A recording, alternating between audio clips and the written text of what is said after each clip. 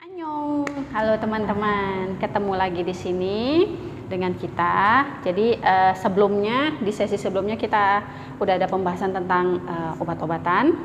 Dan kali ini sesi yang kedua yang tidak kalah menarik dengan hot issue yang terbaru yaitu COVID-19. Jadi di grup itu banyak pertanyaan tentang apakah Odapus ini sudah nggak cuma Odapus ya, tapi semua yang mengidap penyakit autoimun itu bisa melakukan vaksin. Nah, jadi di sini karena banyaknya pertanyaan yang mungkin ketika satu teman bertanya di grup, mungkin teman yang lain lagi nggak pegang HP, jadi tidak terbaca dan terskip infonya, apakah boleh dan tidaknya atau persyaratan dengan syarat dan kondisi-kondisi yang kita bisa vaksin. Nah, jadi di sini akan kita jabarkan karena kebetulan juga tadi Kak Ici baru ketemu dengan DPL untuk konsultasi dan menanyakan langsung ke konsultan rheumatologi tentang apakah autoimun bisa melakukan vaksinasi. Nah, jadi di sini akan kita tanyakan langsung sama Kak Ici dan juga tadi Oni yang ikut Kak Ici ke dalam untuk mendampingi Kak Ici berkonsultasi. Jadi supaya lebih memastikan lagi penyebaran info ini bahwasannya ini valid langsung dari dokter pemerhati lupus yang juga konsultan rheumatologi. Jadi untuk waktu dan tempatnya saya persilahkan kepada dua ibu cantik yang di sebelah saya. Oke. Memang kan sekarang lagi isu ya, panas hot. Hot issue. Iya, hot issue. Jadi bisakah kita autoimun? Apakah itu SLE ataukah itu RA, discoid dan macam-macam lagi itu melakukan vaksinasi untuk COVID? Bisa. Bisa dalam tanda kutip kalau kita yang autoimun atau khususnya lupus juga harus langsung konsultasi ke DPL, ya, dokter pemerhati lupus. Kan kita setiap pasien ada dokternya. Nah, kita datang ke dokter, kita bilang ke dokter kita mau vaksin. Nah, dokter akan melihat situasi kondisi kita. Dokter pasti akan menyarankan kita untuk check up lengkap, mau itu pemeriksaan darah lengkap, USG, dan macam-macam ya. Nah, ketika kita sudah melakukan pemeriksaan darah, itu kan banyak tuh, kalau apalagi lupus itu kan ada harus pemeriksaan ana-DNA, C3C4, terus LED-nya, terus HB-nya segala macam itu. Nah, ketika hasil lab itu menyatakan kita itu clear, bersih, lupusnya tidak aktif, terus dalam kurun beberapa waktu ini kita tidak ada penambahan obat-obatan yang berarti, terus kondisi kita kondusif, aman. Nah, boleh kita melakukan vaksin, boleh. Nah, terus gimana kalau yang kita mau vaksin aja tanpa konsultasi dulu? Itu gimana? Ya resiko tanggung sendiri gitu. Karena apa? Kita diwajibkan untuk konsultasi dulu. Karena jangankan kita yang autoimun, yang orang normal aja juga harus wajib juga konsultasi dulu kondisi tubuhnya itu memadai tidak. Apalagi kita itu yang sudah terkonfirmasi sebelumnya COVID, itu kan biasanya 3 bulan baru boleh melakukan vaksin. Itu kalau orang normal. Nah, kalau kita yang autoimun ini benar-benar harus ke DPL. Nah, ketika semua sudah clear, kondisi tubuh kita memungkinkan, silakan kita melakukan vaksinasi. Nah, terus ada pertanyaan lagi. Saya sudah ini vaksin. Tapi kenapa sih saya ada efek sampingnya keluar, seperti herpes saya keluar, demam tinggi, tulang-tulang ngilu, bahkan saya diare, muntah. Nah, bahkan tadinya lupus saya nggak flare, dengan saya divaksinasi flare. Ada sebagian seperti itu. Nah, kenapa bisa seperti itu? Nah, kembali lagi kita tanya, dia itu udah konsultasi belum ke dokter DPL-nya, sudah melakukan persiapan-persiapan pemeriksaan lengkap enggak untuk sebelum kita melakukan vaksinasi. Nah, kebanyakan lupus kalau dia sudah ke dokternya, sudah diperiksa lengkap, itu jarang sekali yang terjadi komplikasi. Kalaupun ada sedikit, misalnya katakan dari 100 orang, mungkin sekitar 8 orang yang akan terjadi seperti itu, tapi tidak semuanya. Nah, lagi-lagi saya sarankan jumpai dokter, tanya kondisi kita, periksa lengkap. Nah, baru kita bisa melakukan vaksinasi. Karena apa? Ketika lupus masih flare kayak Mbak Ici ya, kan belum terkontrol tuh lupusnya. Nah, dokter nggak ngizinkan kita untuk divaksinasi. Nah, jadi bagi penderita di sana itu jangan takut. Ketika kita belum bisa untuk melakukan vaksinasi, kita jangan takut gitu. Jangan khawatir, kita saking takutnya kita terus kita ini berupaya agar kita disuntik aja gitu. Jangan gitu. Kita punya ini ada kemudahan bagi pasien-pasien autoimun itu. Kita datang lagi ke dokter DPL kita minta surat bahwasanya kita memang belum bisa divaksin dengan catatan karena kondisi kita belum clear, belum stabil, belum terkontrol. Dan biasanya nanti pihak rumah sakit dan dokter yang bertanggung jawab itu akan mengeluarkan surat itu. Nah, berdasarkan surat itu kita bisa tidak melakukan vaksinasi. Kayak Mbak Ici tadi ya, Mbak Ici tadi sudah melakukan konsultasi ke dokter dan dokter bilang belum bisa untuk melakukan vaksinasi. Sementara dari kerjaan Mbak Ici sendiri harus melakukan vaksinasi. Nah, jadi Mbak Ici ke dokter tadi ya, kontrol, dokter bilang tidak bisa dilakukan vaksinasi karena lupusnya belum terkontrol. Terkendali, ya. Dan akhirnya Mbak Ici dikasih ini surat ya kayak apa tadi tuh Mbak? Jadi suratnya ini harus dikeluarkan dari rumah sakit yang terdaftar resmi. Jadi mau di rumah sakit mana aja nggak masalah, dengan dokter siapa aja nggak masalah. Yang penting adalah dokter DPL kita. Nah, jadi di sini nanti bakal ada kop surat rumah sakitnya. Dan di bawah itu bakal ditulis nama kita, tanggal lahir, jenis kelamin. Nah, di situ kalau di sini tulisnya benar pasien telah menjalani pemeriksaan di rumah sakit bla bla bla. Pasien dengan diagnosa SLE belum layak untuk melakukan vaksinasi COVID-19 karena penyakit autoimun belum terkontrol. Demikian surat keterangan ini dibuat dengan sebenarnya dan untuk dipergunakan sebagaimana mestinya.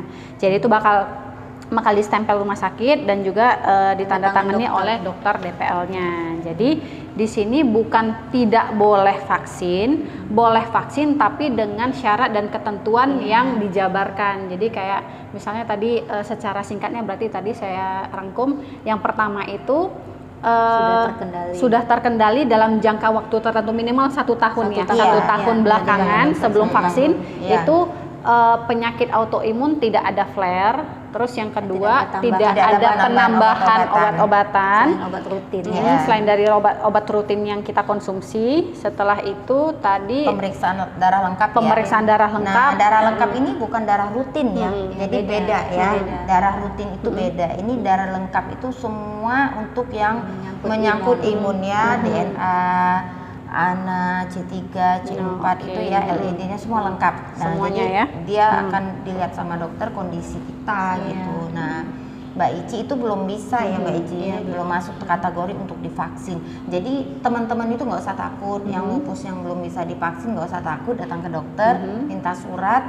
Apalagi kita yang punya instansi kan diwajibkan untuk divaksin. Tapi kalau kita belum bisa, kita dikasih kemudahan untuk yang autoimun ini dengan menunjukkan surat. Dan itu memang surat resmi dari rumah sakit ya, dari rumah sakit. Bukan kita datang ke praktek dokter. Nah, ini dia memang harus ke instansi rumah sakit dan itu memang di bawah naungan rumah sakit dan dokter yang melakukan tindakan misalnya merawat kita. Dokter itulah yang nanti yang akan memberikan ini surat itu untuk kita gitu. Jadi nggak usah khawatir bahwasannya kita itu tidak bisa divaksin terus kita tidak bisa melakukan aktivitas ya. Jadi semua itu dipermudah. Jadi nggak benar kalau ada berita-berita yang miring sana sini. Jadi ini kita sudah clearkan, kita udah kasih tahu yang bisa atau yang tidak bisa melakukan vaksin. Kalau yang bisa dengan melakukan tes-tes nanti yang melalui dokter DPL, yang tidak bisa juga melakukan vaksin, kita juga datang ke DPL-nya dan minta surat keterangan bahwasanya kita tidak layak untuk divaksin. Jadi semuanya bisa dipermudah. Jadi jangan ada kekhawatiran lagi gitu. Hanya karena kita dari instansi, kita autoimun, karena Kita nanti memaksakan kalau diri gitu ya. sementara kondisi kita nggak berita-berita yang nggak bisa inilah nanti kalau nggak bisa nggak bisa vaksin ini. itu jadi sebenarnya hoax itu. dipaksakan, akhirnya kondisinya kita jadinya lagi yang Panik akan sendiri, akan terkena dampaknya. Jadi seperti itu. Jadi mungkin sebenarnya kenapa harus melakukan banyak pemeriksaan? Karena untuk yang orang normal aja itu side effect-nya tuh banyak.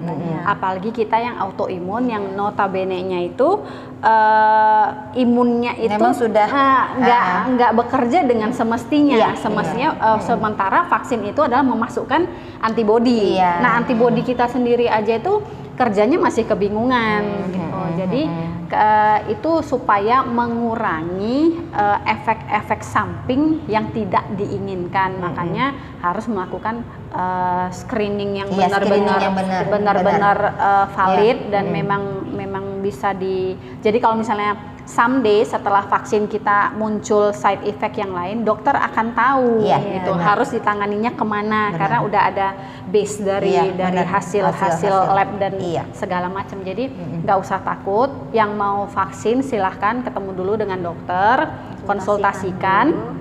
Kalau dokter bilang oke, go, kita go suntik gitu. Tapi kalau misalnya dokter bilang delay dulu, ya nggak apa-apa gitu. Kita nggak usah takut. Yang penting kita jaga imun tubuh kita sendiri gitu. Jangan stres, jangan depresi. Terus prokes ya tetap dijalanin.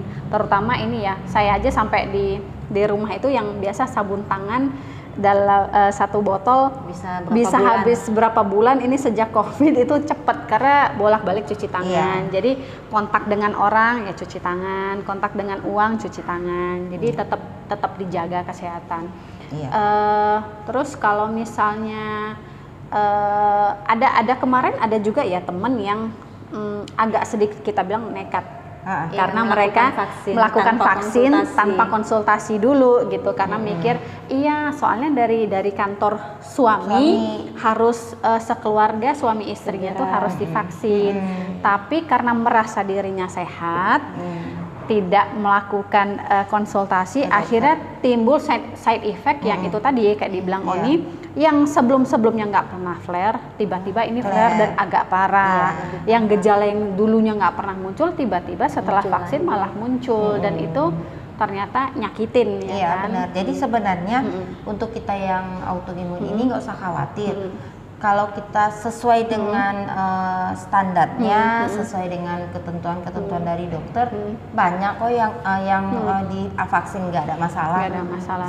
Asalkan ya sesuai inilah ya protokolnya ya gitu. Nah, bagi yang belum bisa divaksin harus jaga benar ya protokol kesehatannya itu harus juga ya, harus semua itu dijalankan dengan pakai masker. Ini kita karena ruangan tertutup dan cuma kita buka tadi maskernya. Ini kebetulan nggak ada orang lain ya. Jadi pakai masker, cuci tangan. Jadi hindari ke tempat keramaian gitu. Tapi jangan paranoid ya, karena begitu kita paranoid imun kita akan turun gitu ya. Jadi kita sesuaikan aja protokol yang ada kita lakukan. Insya Allah mudah-mudahan kita bisa aman-aman aja gitu. Dan kita harus menaikkan imun kita. Satu lagi Oni yang paling penting, kalaupun memang kita belum bisa divaksin, pada saat kita konsultasi ke dokter kita harus benar-benar jujur dulu nih. Kita selama berapa bulan ini kita tracing dulu nih ke belakang nih. Kita aman atau ada obat tambahan kayak saya 6 bulan belakangan kan ada obat tambahan. Ya karena saya buang air kecil agak susah, jadi dikasih obat tambahan sama dokter. Nah itu juga masih belum bisa dikatakan layak untuk divaksin karena selain ada obat rutin yang tadi itu ada tambahan. Nah, jadi itu dokter nggak mengizinkan karena apa? Dokter aja takut mengambil resiko, apalagi kita yang punya badan. Intinya kita nggak usah takut lah, gitu aja. Jadi sayangi diri sendiri dulu, gitu. Biayanya mahal. Iya, banyak sih memang yang takut sekali dengan COVID. Tapi yang di sini yang harus diingat bahwasannya setelah divaksin pun kalau kita nggak jaga kesehatan kita tetap bisa kena. Gitu. Jadi bukan berarti setelah vaksin pasti nggak akan kena gitu. Tetap jaga kesehatan itu yang menentukan. Kalau misalnya faktor X misalnya kita tertular setelah kita menjaga kesehatan pun ya itu ya mungkin ya sudah garis tangan gitu nggak bisa kita hindari. Tapi yang penting ya pasti jaga kesehatan itu dari dirinya sendiri juga. Oke, jadi ada lagi penjabaran yang lain? Mungkin udah habis itu. Jadi mudah-mudahan teman-teman di sini cukup jelas ya dengan penjabaran kita untuk melakukan konsultasi dulu sebelum melakukan vaksin. Jadi bukan tidak boleh, tapi disarankan untuk konsultasi terlebih dahulu. Jadi mudah-mudahan informasi ini bermanfaat untuk teman-teman lain yang ragu ataupun tidak yakin. Ini kita sudah langsung ketemu dengan konsultan reumatologi kita, dengan DPL kita, dan itu sudah difikskan. Jadi sampai di sini dulu bincang-bincang kita. Next time kita ketemu lagi dengan pertanyaan-pertanyaan yang sudah berjibun ada di HP. Listnya udah panjang, tapi berhubung karena keterbatasan waktu untuk PPKM, jadi kita buatnya mungkin agak sedikit jedanya agak panjang. Oke, see you next time. Jaga kesehatan selalu, jaga imun, dan tetap bahagia. Oke, see you. Bye. Annyeong.